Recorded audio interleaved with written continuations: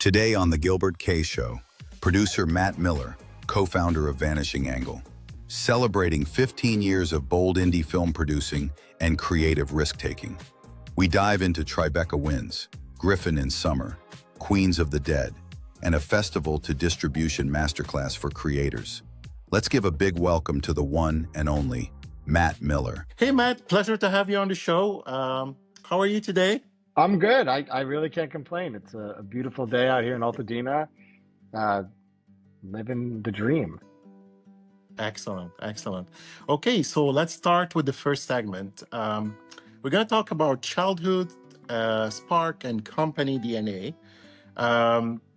Artist first, producer later. So when you think of your childhood in New Jersey, what were the first art traps you put in drawing, music, VHS tinkering, and what stuck with you on set today? Oh man, I started doing everything. So when I grew up, I first wanted to be an animator. I wrote to Disney about it, and they sent me a little book about how to be an animator, which was very nice. Wow. And then I was really into music. I did a lot of acting. I started doing the school plays when I was in middle school, and most of my community believed I was going to end up in front of the camera, but I always knew I wanted to be behind it. So really, my mother came from an arts background and my father came from an engineering background. And I think it was the sort of mix of the two that really solidified my understanding of the film world, because there kind of really is both sides of it all of the time. So my mom was always the one, when I was doing the school plays, she was backstage helping us get ready. She was building costumes, sewing them. And meanwhile, my father would come on the weekends and help build the sets. And so, when we did West Side Story, he figured out how to hang a fire escape. When we did Singing in the Rain, him and I was always helping him. He figured out how to make it rain on stage and clear the water. And so it's sort of the mix of those two that felt kind of like the perfect mesh for film. And then New Jersey in general was just a beautiful place to grow up. I looking back, it was a bit homogenous and a bit of a bubble, but I grew up in the type of Garden State part of New Jersey that looked like a WB show. Like it looked like what you saw in Dawson's Creek or things like that. And so I really thought that's what the world looked like, is because it's both what I was living and also watching in all media. And it wasn't until I went to school in Philadelphia that I realized I was really in a bubble. Like I grew up thinking everybody had cows down the street from them, only to find out people had never seen cows before, that sort of childhood. So I was very blessed, but then also, a little bit culturally, there was a lot to learn when I went to college culturally. Wow, that's amazing. So when the exact moment you realized you didn't just love movies, you wanted to produce them? But it started with directing. It actually started, I had been one of the few kids that owned a video camera. My father was always sort of progressively ahead of the curve on technology. And we owned a video camera early on, and it would be that one of the things that teachers would let you do instead of a book report was to turn in like a video book report. And I started doing them for myself. And then other kids basically started coming to me for classes I wasn't in, asking me to film their book reports for them. And so I became like a director of sorts for that. It was like a director for hire doing book reports. And it was going into my freshman year of high school. I was doing musical theater in the summer, and I met a kid going into his freshman year at NYU. And this is around the same time that I saw Jurassic Park for the first time. And Jurassic Park, I think, not only how it was made and how much it connected to me, because I'd read the book as a child and I loved the science behind it. And it was one of the first ones that was talked, at least that I can remember, about the filmmaker behind it. Like it was so much about Steven Spielberg helming Jurassic Park. And there were all these, there was a great show that used to be on TV called Movie Magic, that they broke down. And so I did a report in 8th grade about the animatronics of how they made the dinosaurs. And it was the first thing I think I realized that there was like people who made movies, like looking into Steven Spielberg and being like, oh, this is the same guy who made Jaws, who made E.T., who made Hook, these movies that like I just loved. And then also being like, this is the same guy who produced Back to the Future and was producing Animaniacs, the show I was watching after school, and all these things. It like really made me realize, oh, this is a profession that you can choose. And then I was doing this musical theater and ran into a kid who was starting his freshman year at NYU, And that was sort of the next step in my progression. Was he would come home, he was commuting from home in Jersey, and he would come home and teach me what he was learning at NYU. And also I was sort of shooting my short films, and he would teach me what was wrong or right about them. And then by later in high school, my parents in the high school started letting me leave school to go work on NYU student films and audit their classes. And then I think the sort of like big turning point was, I think it was like the summer before my sophomore year of high school. My father asked this guy, his name was Michael Fiore. He said, Michael, Matt seems to be really taking to this film thing. What's some way to sort of get him ahead of the curve? Like, how do I get him getting into NYU, being part of the film? And Michael said, well, listen, there's this thing coming that NYU doesn't have yet. They're talking about it's called digital editing. And if Matt can figure out digital editing, then he'll be ahead of the curve by the time he gets to film school, and it'll be the sort of standard basis for it. And so my father, who, as I mentioned, was an engineer, we went to computer trade shows and built a tower from scratch to video edit. We had the first version of Premiere before it was owned by Adobe. I think it was owned by a company called Pinnacle. I'm remembering this from 30 years ago, so I could be wrong.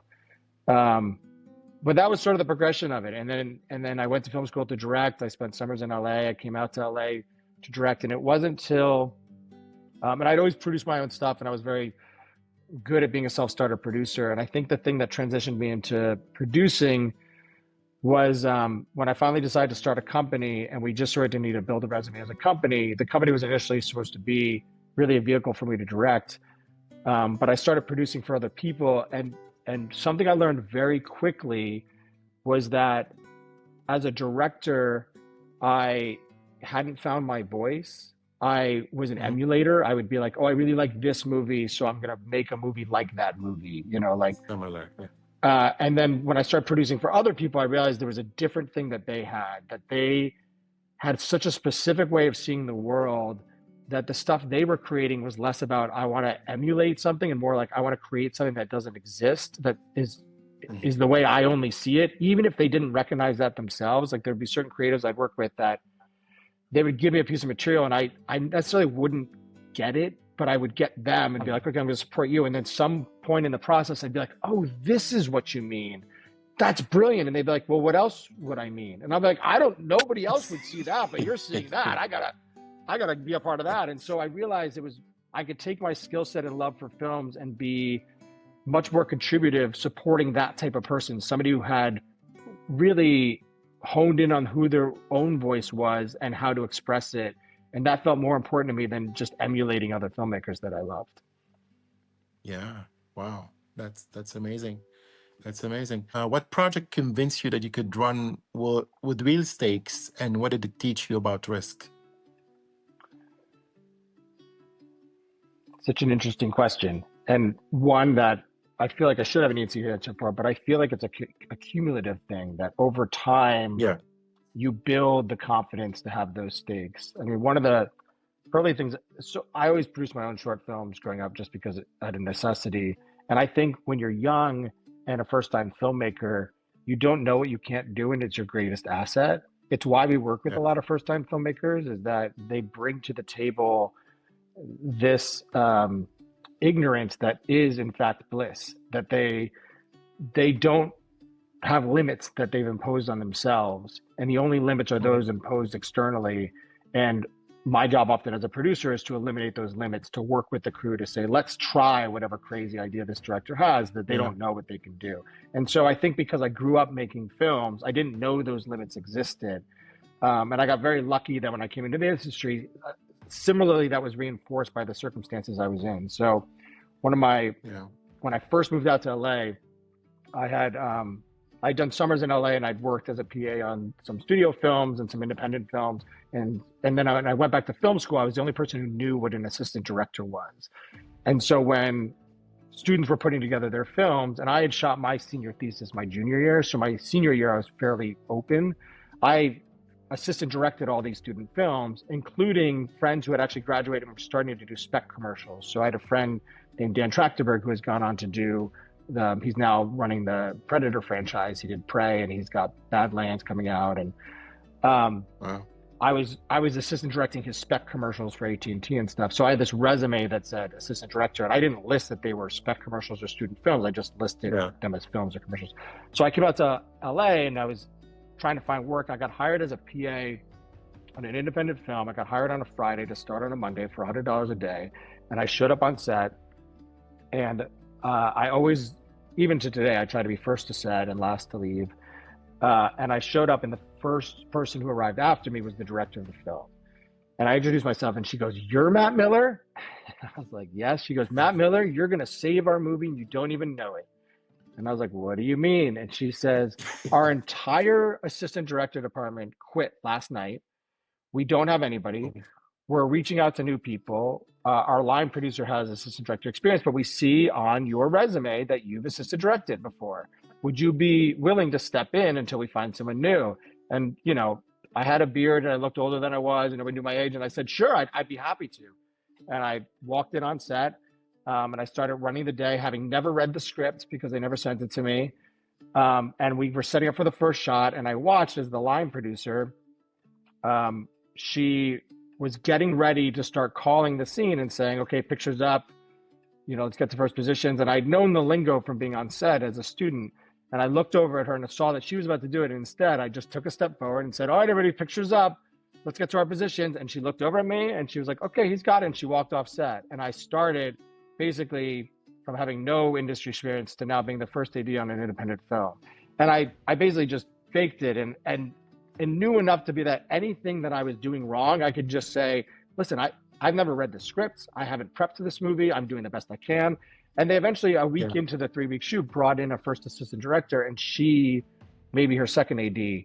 And then that started me as a career of being a second AD. And so it's the long-winded answer to your question is that it was never one project. It was always each building on the project before, and just having confidence to know you don't have to know it all to take these things on. That if one thing I've learned in the industry is that every film I see some crazy new experience that I've never seen before, and that most people don't know because you're doing something new and interesting every day, and that the best you can do is be somebody who just can figure it out, being capable and working through problem solving. And I think I just always had confidence from my upbringing, from my parents, that I could problem solve most situations. And so I think it was really just kind of inherent in my journey. There was no one sort of like, you've got to overcome these giant stakes. I think everyone felt that way, but everyone I just sort of pushed through of, well, it's just a problem, and solve the problem, you know?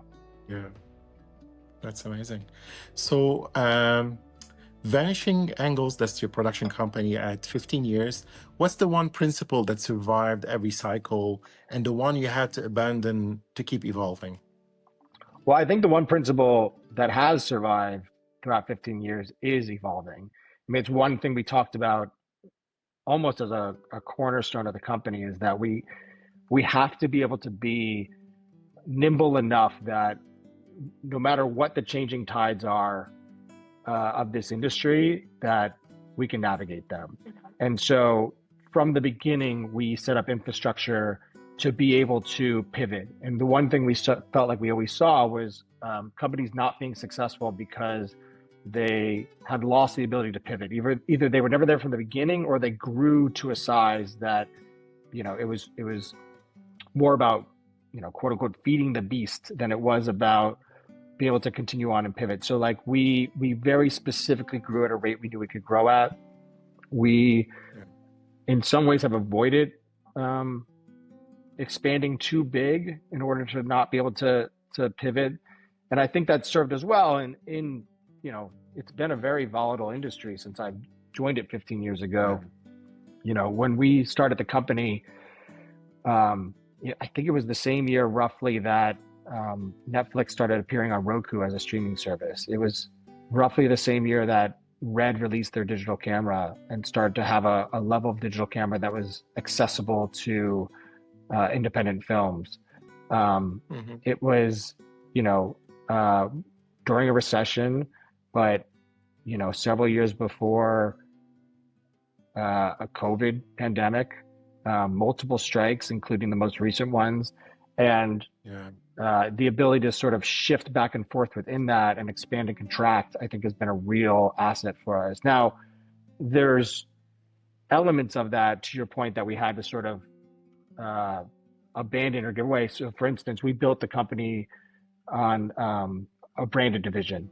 You know, it was before we started doing films. Our first feature film wasn't done until 2013, about 3 years into the company. And what we started was to have ancillary revenue through branded and commercials, and specifically targeting commercials that were starting to appear online. This was, 15 years ago, and most people didn't see the value of online marketing. They thought it was like a cheap knockoff of broadcast. But we were like, oh, that's still great money. We can do a lot with that. We can stretch the dollar using independent film principles. And we found a niche in there. We found a niche to be able to do broadcast style commercials in a digital space, and then also moving into social media and things like that. Now, eventually the economics of that, especially heading into the pandemic, shifted as these larger companies took note of it and that there was money there. And as these marketing divisions needed more content than they initially did. And so the finances changed. And so heading into the pandemic, we really shifted that financial priority of being like, this is where the majority of our money comes in. We found other places to sort of offset that revenue. And now we're shifting the brand division almost to a completely different front. In the coming year, it's going to be almost more product placement than it is actual brand commercials. And so, I don't think there's necessarily a principle that we've had to abandon, but I think our approach to how to navigate this industry has shifted throughout. And we've, run in one direction and then realized that was a dead end and run in another one. Yeah. Wow. Excellent. So we're going to take a break and we're going to play a game, this or that. And in this game, you'll need to choose one or two options as quickly as possible. It's a rapid fire game for the audience to get to know you. Are you ready, Matt? As ready as I'll ever be. Okay. Festival premiere heat or stealth market screening? Self market screening. Theatrical first rollout or streaming let's splash? Theatrical first rollout. 18-day sprint or 30-day marathon? 30-day marathon for sure. Newcomer lead with breakout upside or name actor against type? I always prefer newcomer leads. Script that scares you or script that solves a slate gap? Script that scares me. One bold take in the edit or three safe alterations? Oh, bold take for sure. Practical effects chaos or CG control? Practical effects chaos. Minimal coverage plus decisive vision or overshoot and sort it in post? Minimal coverage. Crew you've grown with for years or fresh blood every show? Really a mix of both. Not to be a cop out on that one, but I think that's the success is both. Yeah. Genre crowd pleaser or award season dark horse? Probably award season dark horse. Yeah. Okay, let's move on to our next segment, Breakout's Tribeca wins and process. The film Griffin in Summer Founders won the Founders Award for Best U.S. Narrative Feature at Tribeca 2024. When did you first feel that it had that electricity, and what early protection, like casting, schedule, coverage, preserved its tone? Well, that's a really interesting one. So that's one I made outside of Vanishing Angle. I boarded that project on the day the SAG strike started. So I was prepping a movie called Queens of the Dead. We realized we weren't going to be able to get a waiver for that project. I called a friend of mine to talk about the status of the industry at that time. And she said, listen, I am getting a waiver for my project called Griffin in Summer. We shoot in 2 weeks. We had budgeted at one size, and because of our current financial situation, we have to do it at a different size, and we have to do it in 2 weeks because of actor availability. And she really wanted my expertise on how to do it, and I said to send the script. I read the script in the morning, had a new budget and schedule by the evening. This was on a Friday. On a Sunday, I flew out, and on Monday, I was on the ground prepping the film to shoot in 2 weeks. And so that one was a bit of a whirlwind, but I knew the script was special. I mean, my friend Juliet Berman, who's an incredible producer in her own right, she's got great taste. She is great at development, and I knew she was going to present me something fantastic. But when I read it, I really connected with it. I'd seen the director's short film that was very similar, Alex and the Handyman. That's sort of in the same vein as this script, and I loved that. So I knew it could be something special. I think the moment it clicked for me on set is there's a, man, I don't know how to do this without giving spoilers, but there's a really incredible scene in the middle of the film where Owen Teague plays Brad the Handyman, who's been asked to join the play that Everett Blunk, who plays the title character Griffin, is putting on in his basement.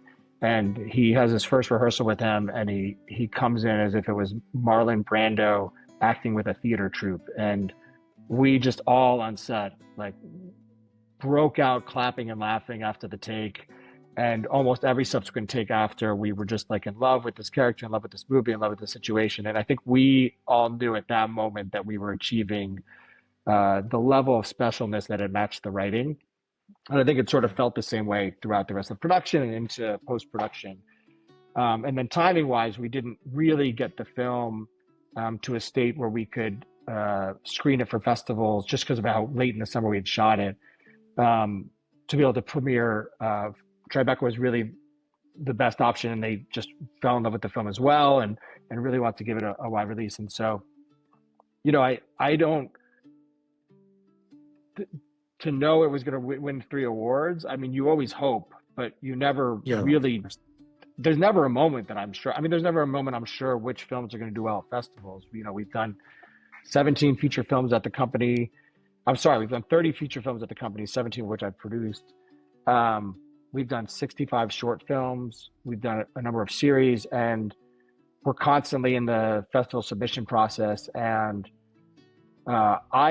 to this day, I can't tell you why certain films connect with programmers when others don't. I really can't tell you why certain films win awards when others don't. I mean, I can tell you I love all of them in the same way you kind of love all your children, and I believe in all of them in the same capacity. And there's ones that have never gotten any festival play that I think are just beautiful, magical films that are deserving of more. There's been ones that I liked, but didn't realize they were going to have the legs that they would have. And so it's never a eureka moment for me. Yeah. Is it the timing, you think, maybe? The timing, or the theme that maybe it's not a hot theme, or who knows? It's really hard to say. For Griffin, I think what really connects with people, I think it's several things. I think there's, especially for people who work in the arts, there's a precociousness to the character that's required of somebody who believes in their artistic ventures. You know, in the film, he's sort of an over-the-top version. And I guess to give context for people who don't know the film, Griffin in Summer is about a kid named Griffin who every year puts on these very adult-themed plays in his basement. This year, as a 14-year-old, he's putting on one that he describes as Who's Afraid of Virginia Woolf meets American Beauty. And he recruits his friends, they put these on, but this is the summer, now that they're entering the next year of their life, they're moving up a grade. I think he's about to be a freshman. He wants to take it more seriously. He wants to rent a theater and put it on, all these things, only to find out that his friends are growing up and they don't really want to participate in this anymore. They've got other priorities, other camps, love interests and all these things. And he's sort of single, narrow-mindedly focused on this play and getting it done, enough to the point that he recruits his handyman that his mom's hired for the summer, who's a failed artist, to come be in the play. And it, hilarity ensues, as you would expect it would. But I think that sort of narrow-minded, single focus on your art and realizing that, like Atlas, you have to push that boulder up the hill. Or I guess Atlas is the one that carries the earth, but you kind of have to push that boulder up the hill no matter what. And I think many people can relate to that in the arts and outside the arts. And then I also think that there's it ultimately is a queer story, but it's not the forefront of the film and not treated as anything, unique. It's treated as like, this just happens to be the character that the kid falls in Yeah. love with. And I think more stories that are doing that sort of normalize a gay storyline in a way that it's not treated as like Brokeback Mountain, where the plot is that they're gay, and more that like it's just the love story within this other story. I think people are finally resonating with that idea as well, and wanting to see more content where it's normalized along those ways. I think also really resonates with people. And then on top of that, I think it's just incredible writing. I think Nicholas Collier, the director, is just a great writer, and the filmmaking's done in a way that takes a back seat to the writing and performances, which really allow it to shine. That's amazing. Next film is The Queen of the Dead. It won the Tribeca 2025 Audience Award. What do Audience Award movies share that spreadsheets never predict? And how did you lean into that during finishing? Yeah, it's a great question. We've been lucky to win the Audience Award at several festivals. And it's something people ask us about a lot. Ultimately, I think it's about a festival experience. I think obviously you have to make a great movie, and that's sort of the standard. And this is a fantastic movie. Again, to give context for this movie, it's called Queens of the Dead. It's Tina Romero, who's the daughter of George Romero, who directed Night of the Living Dead, Dawn of the Dead, Day of the Dead. He sort of created Of the Dead universe. He's considered the godfather of zombies, having really put the first version of this type of zombie on screen. And funny enough, they don't use the word zombie in any of his movies. But Tina wanted to do her version of her father's legacy, and so she's doing it in a horror comedy version where it's the night of the zombie apocalypse, but it's at a drag show in Brooklyn. And so it's basically drag queens fighting zombies is like the easiest pitch. And so you have to make a good movie first. That's sort of first and foremost. But like you said, like there's sort of alchemy that goes beyond that. And I think the alchemy of winning an audience award I found at festivals is to create an environment and festival experience for the audience. And that includes not only in that theater, like we really went all out for that premiere. We had one of our drag queens from the film basically MC the opening. So as people were coming into the theater, Julie J, who plays our zombie queen in the film, was welcoming people and announcing the film and talking. We also had a drag queen outside in the waiting line that was sort of getting the audience excited, and people who were even passing by or waiting for other films getting excited about our film. We sold out all of our screenings very quick.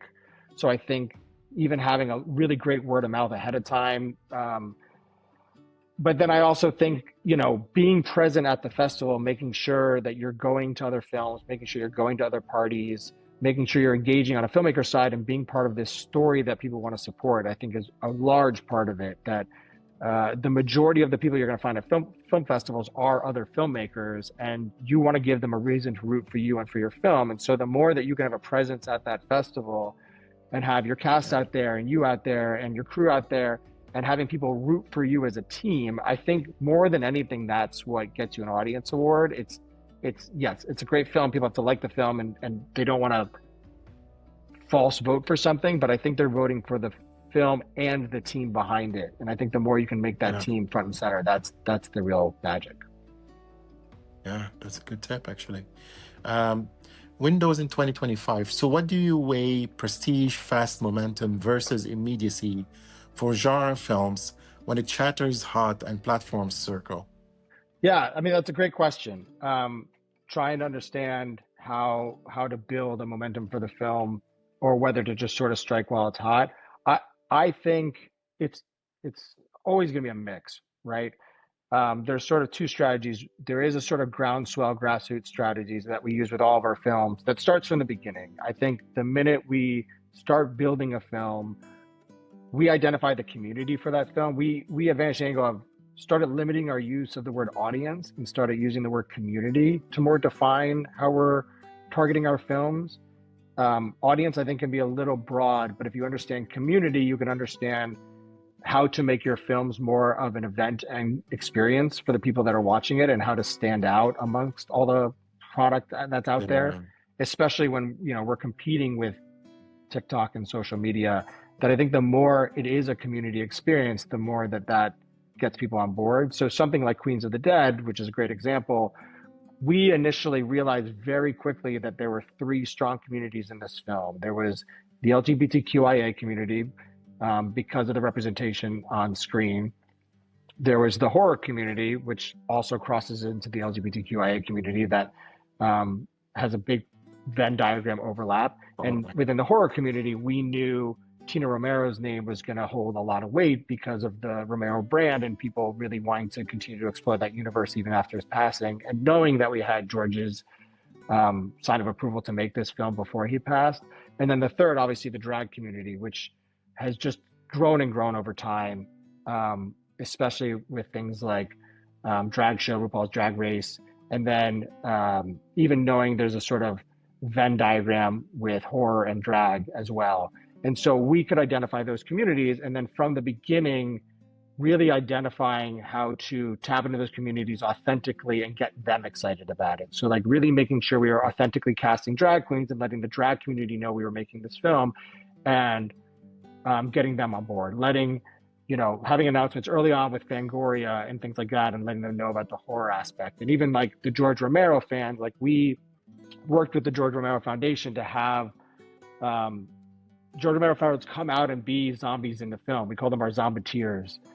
They came out and they, did their own hair and makeup and helped fill out these horde scenes, which were difficult to do on a budget. And so like carrying that momentum early on, I think is like really important. And then, similarly with festivals, like getting the audience where now we're playing multiple festivals. By the time this airs, we'll have done Beyond Fest in LA, Sitges in Spain, Brooklyn Horror. We played an LGBTQ festival in Hawaii that won an award.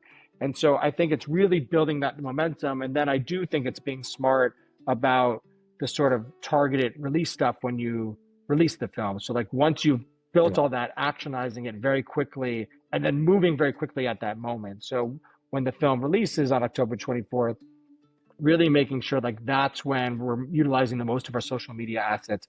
That's when we're really putting money behind the trailer and things like that going out there. That's when we're doing as many screenings at the same time, which will similarly be to Tribeca. We're going to have all of our sort of premiere nights on Friday in all of the cities be hosted by a drag queen at that theater, but making those all happen at once. So it's this sort of like slow build and then moving very quick. So it's kind of a mix of both things you were asking about. Yeah, that's amazing. That's amazing. So as a producer, you need to know marketing, right? Yeah. Inside out, basically. Yeah. Well, we have a marketing division that we built up called Fireship, and that started. So we've often handled a lot more on our own than I think other production companies. It started pretty far back. About our third film in, we started doing sales ourselves domestically. Actually, maybe even our second or third film in. We just saw that there's certain films that we could handle better with our relationships to distributors, having discussed several films with them already. And then we came on board. I came on board to co-produce a film called Too Late that had already started production. And then we came on board to help find financing for and eventually helped on the production side. That when it came to distribution, we decided to self-distribute through Vanishing Angle. So the director and I sort of paired together. We had selling ourselves. We had sold rights internationally to Netflix, and we used the money from that sale to basically bankroll a theatrical distribution for the film, because when we were talking to distributors, this was a movie that was done, it stars John Hawkes, it's a detective story, it's 5 scenes out of order, each scene's about 20 to 23 minutes long, and they're shot on 35 millimeter using a special camera, it's called a 2-perf camera that allows you to get a 21-minute take on 35 millimeter, as opposed to the typical 11-minute take that you would get on a standard reel. And so there's no cuts in the film except when the reel changes in the projector. And when we were talking to distributors, they were like, well, maybe we'll do one film screening and the rest will be digital. And we were like, well, you're missing the biggest marketing asset of this film. Like, the reason to go to the theaters is to see it this way, where there's no cuts unless the reel changes. And so I had a good relationship with Kodak. I called them. They donated free film in order to get all of our, they made 30 film prints for free. And then we used a lot of relationships that we had. We hired a great booker, this guy named Michael Tuckman, who I'd recommend to everybody. And then we just started booking theaters on our own and I put that out there. And then sort of that started this marketing division internally. We used all of the people that we were using on our branded side that were getting paid for editing commercials and other things to start building out social media assets. And then that sort of dovetailed a few years later into self-releasing a film that won the Grand Jury Prize at South by Southwest called Thunder Road. And on that film, Yeah. we had an additional asset of Jim Cummings, who was the writer, director, and lead star of that film, but who also was a social media genius. Like the guy, Yeah. you know, he looks at how to do outreach on social media and just understands the puzzle of it in a way that none of us had ever really seen before. And we had a very successful self-release of that. And then on the heels of that, Netflix reached out and they were saying, listen, we're going to start an in-office division to edit trailers. But before we do, we really like the social assets you've been putting out for your films. Can you cut trailers for us? And so we created an in-house trailer company that we were cutting up to, I don't know, it was like 10 trailers a week or something at some point for Netflix. Wow. Yeah. And we set it up in this, again, like I said earlier, we set up in this way that could expand and contract in a way that was not detrimental to the people we were working with. Yeah. And so we've carried that to be able to have a sort of marketing division now. And we don't have to tap into that marketing division to work with the companies we're working with, but it allows us to have informed conversations when working with companies of how to market our film. And it comes from a place where they'll respect our voice in the room, not just, I'm the filmmaker, I know what's best, but more being like, oh, okay, like we've actually hired these people to create marketing assets for our other films. When it comes to their films, of course, we should listen to them as well. And it makes us better partners, essentially, that we can be value adds in the room. Okay, cross-training between forms from the Yogi Berra documentary, It Ain't Over, to narrative features. What documentary muscle now shapes your fiction notes? That's another great question. Yeah, talking about the sort of moving between documentaries and narratives is definitely a question we asked ourselves. And it's something we've seen a lot in this industry. Obviously, filmmakers like Ron Howard or Martin Scorsese have sort of moved back and forth.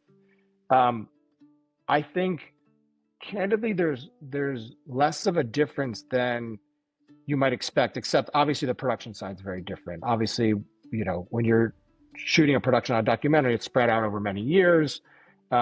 But because we had the muscle of doing commercials and branded content, it was very similar to that. So it almost felt like just pulling together a bunch of mini branded shoots with smaller crews.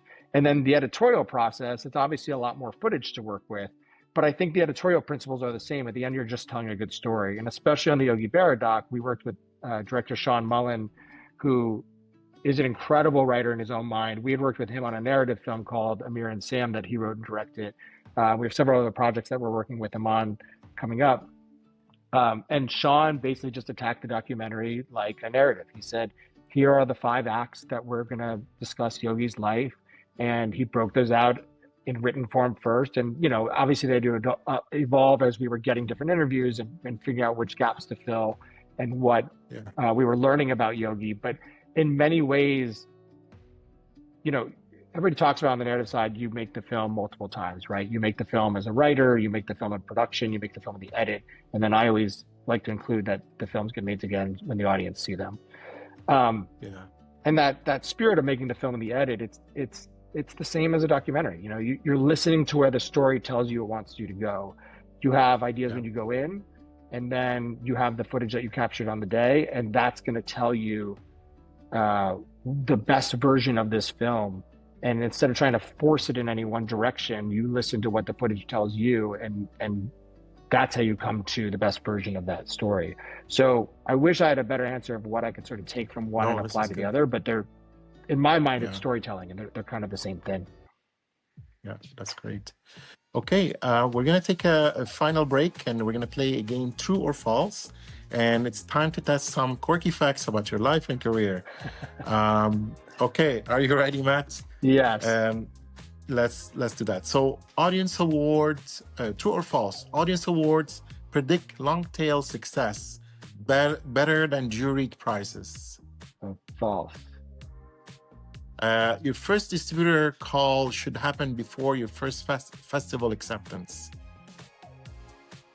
I think true.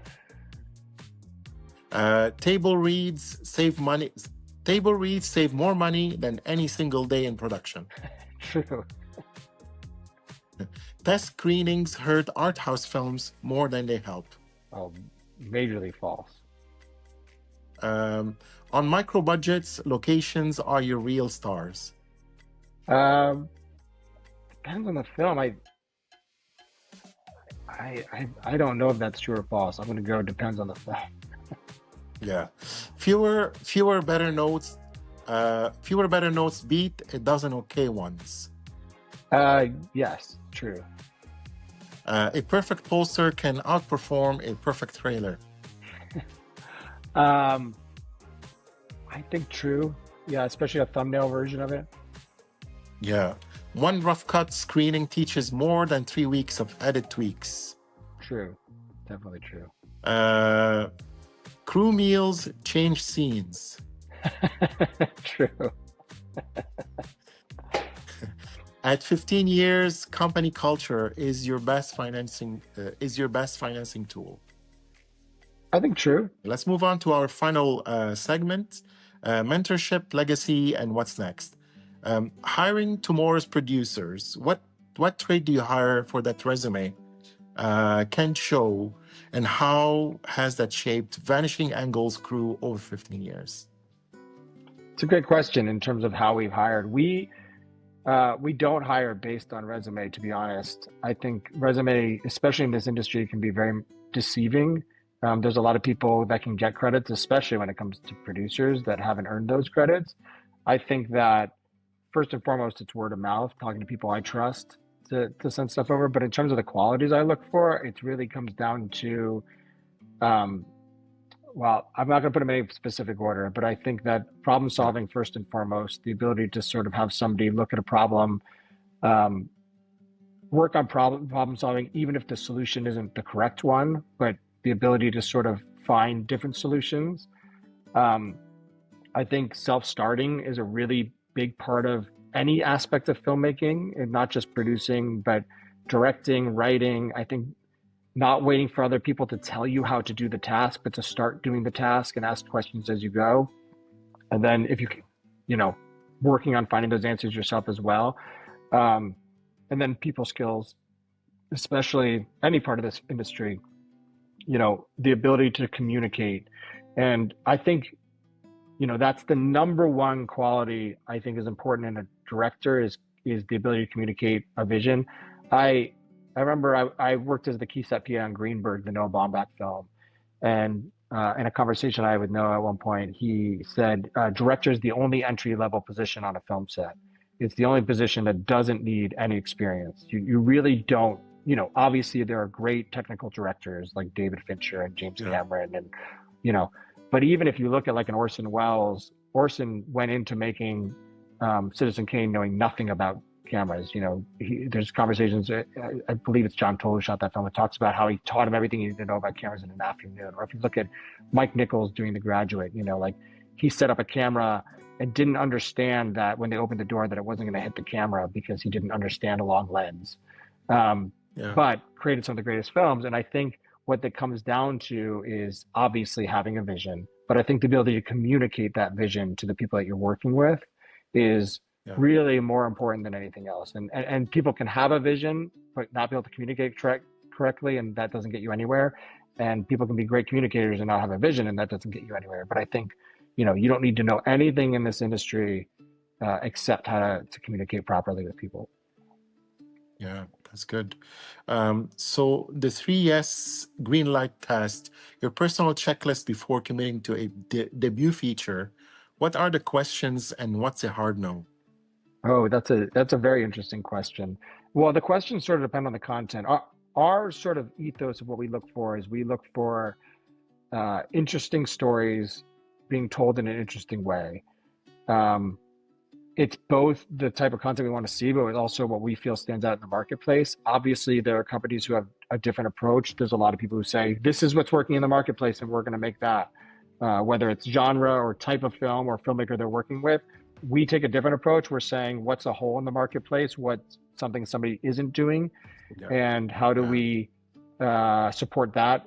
Even though it's higher risk, it's higher reward. And in my mind, it's the only way to sort of stand out. And so first and foremost, that's what we look for. We look for somebody that those things match their voice, that you can have an interesting story, say it in an interesting way, but you can find a filmmaker that's doing that inauthentically, whether they mean to or not. And so it's really important to us that those two things come authentically from the filmmaker, and that just comes from really sometimes watching their previous work, whether it's short films or other features. I mean, if it's a debut feature, it's really watching some of their previous work or having conversations with them about what brought them creatively to that project. So that's sort of first and foremost. Now, really, one of the things we're talking about more than ever is that community aspect, which I mentioned earlier, is that who is the community for this film, and do we have authentic access to that community? I think really seeing where film is going and what stuff is working or what material is working on a broader scale, it really does feel like content that has a strong community connection. And so most of what we're developing and looking at now, we really do take into account who that community is and how we're accessing them through the filmmaker, how we're accessing them through the production, how we're going to access them down the line when we release the film, how we're going to communicate that to a distributor so that they can see the value in accessing that community. So I think those are kind of the big ones. The sort of like definite no's, it's kind of obvious ones, I'm sure, like, you know, things that we feel like we can't be contributive to, I think is an interesting one to talk about. There's often films that I've read that I think are fantastic, but I don't necessarily think we're the right production company to get behind it unless I can find a way authentically in. Sometimes that might just be as simple as like a minority perspective and making sure that like it's so important to tell minority perspective stories wherever that comes from, and that can mean so many things. And if we're not feeling we're being contributive or additive to that, I'll often say like there's another producer you should talk to that might add more to this than I can. So even something as simple as that. And same thing, like I've turned down projects that are at a stage that like they're going to be successful. I could probably jump on and reap the rewards of that success without me being a part of it. It's not really what I'm interested in and what I'm interested in building. I'd rather really, with the amount of time it takes to put into a film, I'd rather feel a part of it. So being contributive, I think, is really valuable. And then obviously aligning creatively. Like there's plenty of projects that have come our way that could clearly be a success. Whether they have financing already, they have certain attachments. But ultimately, if I read the script and I don't feel like it's a creative vision that we can get behind, I don't know who that helps, you know, like it doesn't help them if we can't always be supportive of their vision, and it doesn't help us to be feeling like we're making a film that we're not 100% behind. I guess financially it could help us, but we've been lucky enough that we can make decisions outside of that realm. Yeah, that's amazing. And the final question for the 19-year-old filmmaker listening in the States or anywhere in the world, what can they do this week to get a producer's attention with no money and no contacts? Well, I don't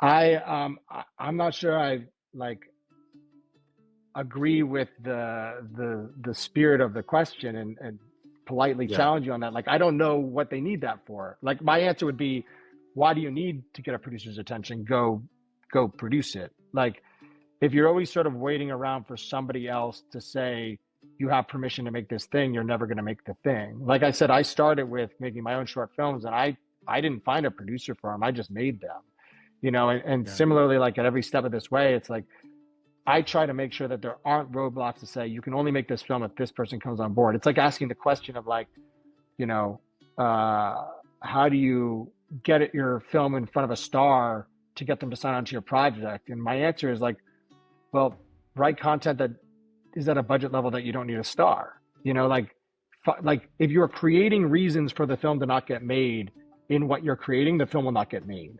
What you have to do is create a scenario where you have more opportunity for success than failure. And so if any one of your points you're saying, oh, as a filmmaker, I can't succeed because I don't have a producer, I don't think you're going to have success. And same thing as like you're Yes. saying, as a filmmaker, I can't succeed because I don't have a script. It's like, well, you need to learn to write a script, you know, and then you need to learn how to shoot that script. And we are in a time period where the tools are so much more accessible than they used to be. And so many people have articulated better than I have, but like, you know, the phones that are in your camera, the editing software that are on your phone, like those things, I wish those existed. As I talked about earlier, like I had to build a tower to edit my video. I was at a period when I was growing up where like you couldn't do, like unless you did it on VHS, which I did, like you couldn't get access to film without money. You couldn't cut your film without money. You couldn't process your film without money. And so you were doing things on VHS, which was never going to stand up commercially. But now you can shoot things on your iPhone that's going to stand up commercially because commercial films are shooting things on iPhones. You know, you have 28 years later, you have Tangerine, you have these, you know, these films that are out there getting it done. And so, you know, not to push back too much, but like, don't try to get a producer's attention. Make your movie, and it's making the movie that's going to get their attention. You know, being a self-starter, putting content out there that's your voice, that's undeniably your voice, that's saying something interesting, all of those things, that's going to get anybody's attention way more than writing a cover letter or waiting or cold emailing or making that the work. Like, I don't think the spending hours reaching out, doing meetings, that's not the work. Creating is the work, you know. That's true. Yeah.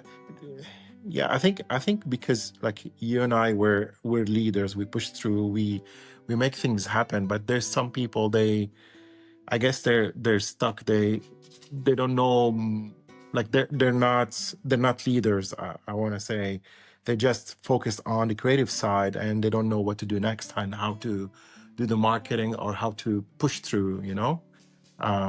But I guess it's his skill and personality. Like I'm like you, like I don't wait, I just do things. Yeah. You No, know? I mean, you kind of have to, and I do understand that. I understand that there's, there are different personality types, right? There are, you know, outgoing ones, there's introverts. I don't think that necessarily has to stop you from creating and putting your content out there, even as simple as like make stop motion, you know, like make animation. You know, you look at some of these early directors, whether it's like Tim Burton or, you know, you can make something small and then you can put it out to festivals, and, you know, there's little things that you can do that you don't have to.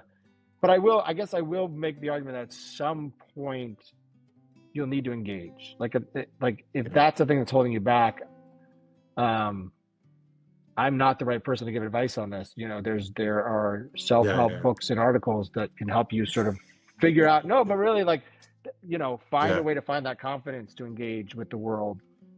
Because that's also what art is about, right? Like art is about an engagement in community. Like the reason we tell stories, the reason we create art is that community engagement. So if you have that drive, you're already halfway there of understanding you are trying to reach another person.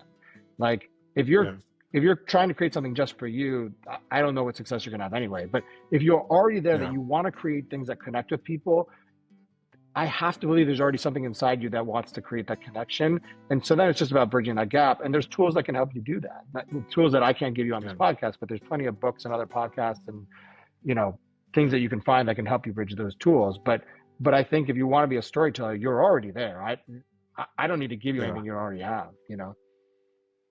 Yeah, that's true. Okay, Matt, we're nearing the end of the show. That's all, folks. Thank you for watching. Matt Miller, everyone. Thank you, Matt. Thank you. Thanks for having me on. It's been very fun. Thank you.